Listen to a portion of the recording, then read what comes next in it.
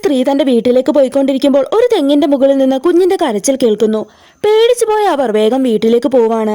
വൈകുന്നേരം അവരുടെ ഹസ്ബൻഡ് വരുമ്പോൾ ഈ കാര്യങ്ങളൊക്കെ തന്നെ അയാളോട് പറയുകയും അയാൾ ആ തെങ്ങിന്റെ ചുവട്ടിൽ പോയി നോക്കുകയും ചെയ്യുന്നു. എന്നാൽ അയാൾക്ക് അവിടെ ഒരു ശബ്ദവും കേൾക്കാൻ സാധിക്കാത്തതിനാൽ ഇത് നിന്റെ തോന്നലാണെന്ന് പറഞ്ഞിട്ട് അവിടെ നിന്ന് പോവാണ്. പക്ഷെ രാത്രിയായപ്പോൾ അയാളും ആ ഒരു തെങ്ങിന്റെ മുകളിൽ നിന്ന് കുഞ്ഞിന്റെ കരച്ചിൽ കേൾക്കുന്നു. ഇത് കേട്ട് പേടിച്ച് അയാൾ തന്റെ ബന്ധുക്കളെ ഒക്കെ തന്നെ വീട്ടിലേക്ക് വിളിച്ചു വരുത്തുന്നു. അങ്ങനെ അന്നേ ദിവസം രാത്രി പേടിച്ച ആ ഒരു വീട്ടുകാർ മുഴുവൻ കിടന്നുറങ്ങാണ്. പിറ്റേ ദിവസം ഒരു പൂജാരിയെ വിളിച്ചുകൊണ്ടുവന്ന് ആ തെങ്ങിന് ചുറ്റും എന്തൊക്കെയോ പൂജകളൊക്കെ തന്നെ ചെയ്യുന്നു. എന്നാൽ അന്നേ ദിവസവും രാത്രി അവർ ആ ഒരു കുഞ്ഞിന്റെ കരച്ചിൽ കേൾക്കുന്നു. അവർ നോക്കിയപ്പോൾ ഒരു തെങ്ങ് കയറ്റക്കാരൻ ആ ഒരു തെങ്ങിലേക്ക് കയറി പോകുന്നത് കാണുകയാണ്. ഇത് കാണുന്ന അവർ അയാളോട് ആ ഒരു തെങ്ങിൽ കയറരുത്, അതിൽ പിശാചുണ്ട് എന്നൊക്കെ തന്നെ പറഞ്ഞിട്ടും അയാൾ അതൊന്നും തന്നെ മൈൻഡാക്കാതെ മുകളിലേക്ക് തന്നെ കയറി പോകുന്നു. എന്നാൽ അയാൾ തിരിച്ചിറങ്ങുമ്പോൾ ഇത്രയും നാൾ തെങ്ങിന്റെ മുകളിൽ നിന്ന് കേട്ട ശബ്ദം ഇപ്പോൾ ഇയാളുടെ അടുത്ത് നിന്ന് കേൾക്കുകയാണ്. ഇനി ആ തെങ്ങിലെ പിശാചെങ്ങാനും ഇയാളുടെ ദേഹത്ത് കയറിയോ എന്നോർത്ത് അവർ പേടിച്ചു നിൽക്കുന്നു.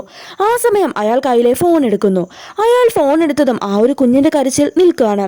സത്യത്തിൽ എന്താണ് സംഭവിച്ചതെന്ന് വെച്ചാൽ കുറച്ച് ദിവസങ്ങൾക്ക് മുന്നേ ആ തെങ്ങ് കയറ്റക്കാരൻ തേങ്ങയിടാനായി ആ തെങ്ങിൽ കയറിയപ്പോൾ ഫോൺ അയാൾ അവിടെ മറന്നു വെച്ചു. അതിൽ നിന്നും കേട്ട കുഞ്ഞ് കരയുന്ന റിംഗ് ടൂൺ പിശാചാണെന്ന് തെറ്റിദ്ധരിച്ച് ഉള്ള പൂജകളൊക്കെ വെറുതെ ചെയ്യിപ്പിച്ചു.